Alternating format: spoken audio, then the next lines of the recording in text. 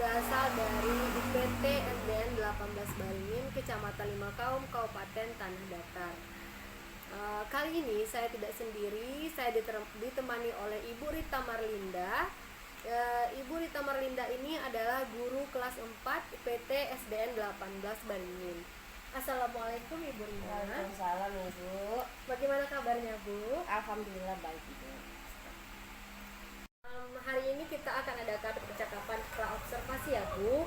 Nah, saat nanti saya akan amati proses pembelajaran yang akan Ibu lakukan di dalam kelas sebelum nantinya saya akan melakukan supervisi di kelas Ibu. Nah, tujuan melakukan supervisi ini adalah untuk mengetahui dan mengevaluasi jalannya proses pembelajaran yang nantinya akan Ibu lakukan. Dan kenapa kita melakukan percakapan praobservasi, yaitu sebagai persiapan awal sebelum nantinya melakukan pembelajaran di kelas agar Ibu lebih siap dan lebih percaya diri sehingga memberikan pembelajaran yang lebih baik nantinya kepada siswa kita. Nah, ada beberapa pertanyaan yang akan saya tanyakan kepada Ibu terkait proses pembelajaran yang akan Ibu lakukan. Nah, pertanyaan pertama itu kira-kira berkaitan dengan tujuan Ibu. Kira-kira apa tujuan pembelajaran yang ingin Ibu capai? Baik Ibu. Berdasarkan rancangan yang telah saya buat, saya di sini membuat 3 tujuan pembelajaran Ibu. Yang mana yang pertama yaitu dengan melakukan percobaan atau eksperimen, peserta didik dapat menjelaskan pengaruh gaya terhadap benda dengan tepat dan percaya diri.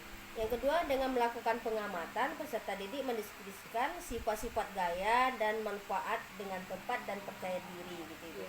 Serta yang ketiga, dengan melakukan percobaan, peserta didik dapat mendemonstrasikan jenis-jenis gaya yang ada dalam kehidupan sehari-hari dengan tepat dan percaya diri gitu. Oh begitu ya Bu. Berarti tujuan pembelajaran yang akan Ibu lakukan adalah yang pertama Ibu melakukan eksperimen dan menjelaskan pengaruh gaya terhadap benda dengan tepat dan percaya diri ya Bu. Yang kedua Ibu akan melakukan pengamatan kepada peserta didik yang sudah dapat mendeskripsikan sifat gaya dan manfaatnya dengan tepat dan percaya diri. Yang ketiga, Ibu melakukan percobaan sehingga siswa dapat mendemonstrasikan gaya yang ada, jenis-jenis gaya yang ada di dalam kehidupan sehari-hari ya Bu. Nah, bagaimana dengan area pengembangannya Bu? Apa area yang ingin Ibu capai pada saat Ibu melakukan observasi nantinya? Baik Ibu. Di sini area pengembangan yang di observasi yang ingin saya capai yaitu yang pertama di bidang pengetahuan Ibu, di bidang pengetahuan serta di bidang keterampilan. Yang mana di bidang pengetahuan ini peserta didik dapat menjelaskan pengaruh gaya terhadap benda serta mendeskripsikan sifat-sifat gaya. Terus di bidang keterampilan siswa dapat mendemonstrasikan jenis gaya dalam kehidupan sehari-hari gitu. Oh, jadi Ibu akan melakukan pengembangan pada yang pertama pada pengetahuan dan juga keterampilan ya. Iya Ibu. Oke, pertanyaan selanjutnya yang ingin saya tanyakan adalah bagaimana dengan rancangan pembelajaran yang ingin Ibu terapkan di dalam kelas? Mungkin seperti strategi pembelajaran atau metode pembelajarannya Bu? Baik Bu. Di dalam rancangan yang saya buat tadi, strategi yang saya buat yaitu pembelajaran berdiferensiasi Bu.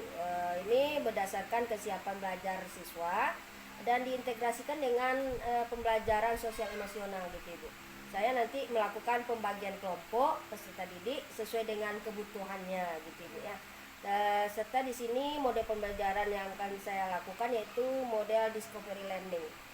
Terus metodenya ya diskusi kelompok, penugasan dan tanya jawab gitu. Oh, jadi strategi pembelajaran yang akan Ibu lakukan adalah pembelajaran berdiferensiasi dan Ibu nanti akan mengelompokkan siswa berdasarkan kemampuan awalnya. Oh, seperti itu. Bagus sekali ya Bu. Nah, bagaimana dengan media pembelajaran yang Ibu gunakan?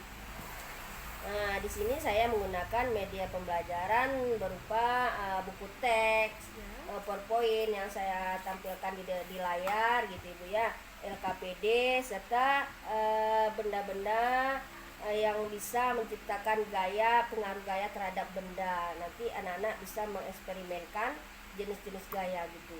Oh, jadi media ibu nanti menggunakan LKPD, buku Iya. paket gitu ya bu, laptop dan Iya. juga infocus ya. Iya ibu. Oke, kira-kira kapan ibu kita akan melakukannya dan di hari apa, jam berapa gitu? Insya Allah besok Bu, hari Kamis jam pertama, yaitu jam setengah 8 sampai jam 9 kami pembelajaran IPAS ada 2 jam besok itu. Oh begitu, jadi berarti hari Kamis nanti saya akan melakukan observasi di kelas ibu ya. Iya ibu. Nah, saya sangat menunggu sekali bagaimana ya proses pembelajaran yang akan ibu lakukan nantinya. Baik. Nah, nanti setelah kita lakukan observasi di kelas, kita juga akan melakukan kegiatan pasca observasi yang nantinya akan didampingi oleh PP, yaitu pengajar praktik. Nah, sebelum kita akhiri, ya Bu, kira-kira apa yang ibu dapatkan dari hasil percakapan kita hari ini? Baik ibu, hasil yang saya dapatkan dari percakapan kita ini, saya mendapatkan bagaimana saya merancang tujuan pembelajaran, strategi pembelajaran, metodenya, terus model pembelajaran gitu ibu. Baik Ibu, terima kasih ya Bu sudah mau meluangkan waktunya untuk berbincang-bincang dengan saya hari ini. Nah, sampai bertemu di hari Kamis ya Ibu. Terima kasih sekali lagi saya ucapkan ya Ibu. Ya. Demikianlah percakapan kita pada kegiatan pra-observasi pada hari ini. Sampai bertemu di kegiatan observasi dan juga percakapan pasca observasi. Terima kasih saya ucapkan, terima kasih dan assalamualaikum warahmatullahi wabarakatuh. Waalaikumsalam.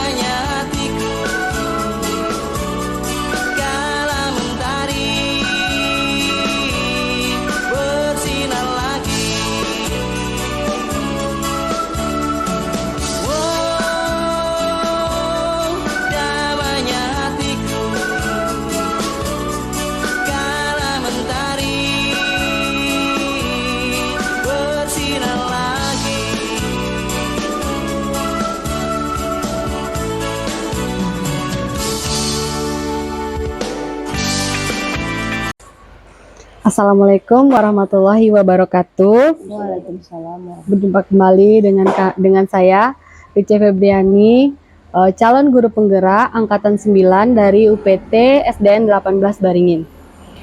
Hari ini saya masih ditemani oleh rekan saya Ibu Rita Marlinda, dan saya pun ditemani oleh PP hebat kami Bapak Edi Tiwarman.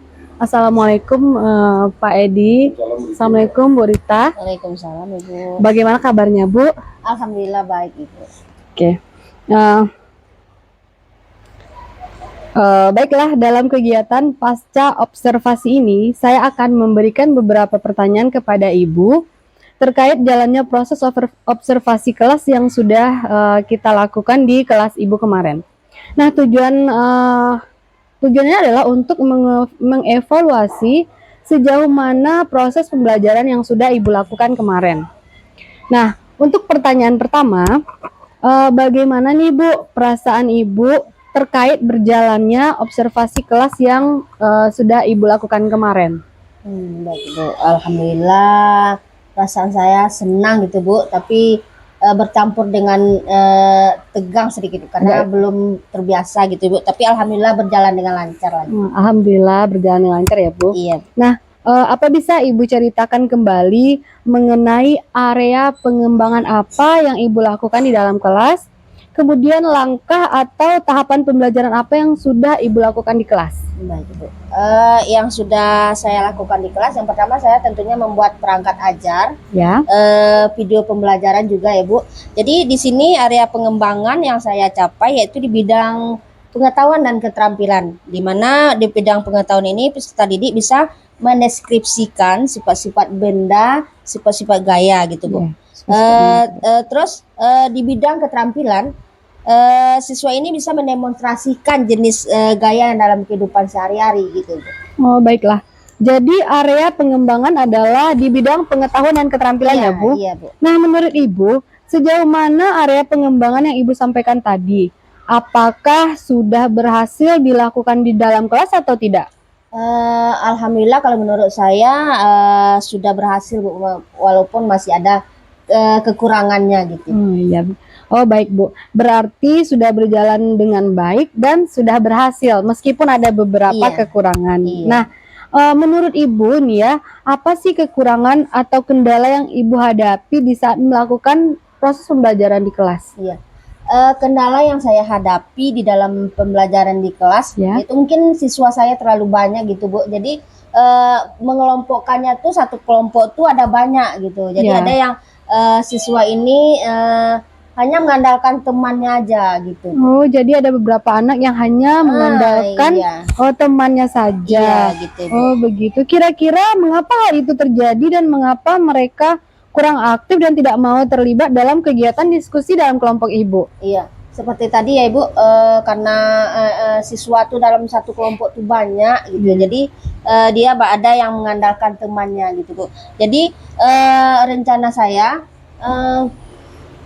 dengan siswa banyak ini saya mengelompokkan dengan satu kelompok dengan beberapa siswa tidak terlalu banyak seperti itu, dan saya juga melakukan pendekatan kepada siswa tersebut gitu Ibu. Oh, dalam juga menentukan posisi duduknya sesuai dengan minat dan bakat mereka, apa yang dia inginkan, jadi kita sesuaikan dengan mereka gitu Ibu. Berarti Ibu akan membagi kelompoknya tidak dalam banyak lagi, tetapi Ibu membagi sedikit menjadi lebih sedikit dalam satu kelompok. Dan juga Ibu akan melakukan pembelajaran berdiferensiasi berdiferensiasi juga gitu ya. Jadi sesuai dengan bakat minat kita mengelompokkan siswa tersebut, kita selalu mengelompokkan, tapi untuk kedepannya saya mengelompokkan dalam kelompok kecil gitu Bu. Jadi dengan tetap kita melaksanakan pembelajaran diferensiasi dengan mengelompokkan gaya belajarnya sesuai dengan minatnya juga. Kan ada anak-anak ini ada yang visual, ada yang audio, dan ada yang kinestetik gitu Ibu. Berarti Ibu membagi anak-anak sesuai dengan minat dan bakatnya. Sesuai dengan misalnya ada yang audio, khusus di audio saja tetapi tidak di dalam kelompok besar. Maka Ibu memperkecil kelompoknya agar tidak terjadi lagi seperti yang kita lakukan kemarin ya. Iya Ibu. Baik. Saya harap ya mudah-mudahan apa yang sudah Ibu rencanakan dapat terrealisasi dan memberikan proses pembelajaran yang lebih baik lagi dibandingkan dengan pembelajaran kemarin. Iya, Ibu. Saya akan sangat senang dan menunggu lagi cerita-cerita Ibu di kegiatan berikutnya. Baik, Nah, Bu. kira-kira kapan Ibu akan melakukan perubahan dengan rencana yang Ibu telah sampaikan tadi? Ya, Bu. Kalau perubahan ke arah yang lebih baik, lebih cepat, lebih baik gitu ya, Bu. Ya mungkin secepatnya gitu lah, Ibu. Oke, saya juga sangat menantikannya, Bu. Nah, baik Ibu, terima kasih atas jawabannya hari ini di kegiatan pasca observasi. Mudah-mudahan apa yang sudah kita rencanakan dan sudah kita buat sedemikian rupa bisa menjadi lebih baik lagi proses pembelajaran kita ke depannya. Nah, baiklah selanjutnya saya mohon untuk Bapak pengajar Bapak PP memberikan umpan balik terkait tanggapannya atas kegiatan observasi kami, Pak. Oke, makasih Bu Lice. Sedikit saja barangkali dari kami. Kita kan sekarang melakukan wawancara pasca observasi, gitu ya. Dalam artian kan coaching ini antara terus dengan coaching.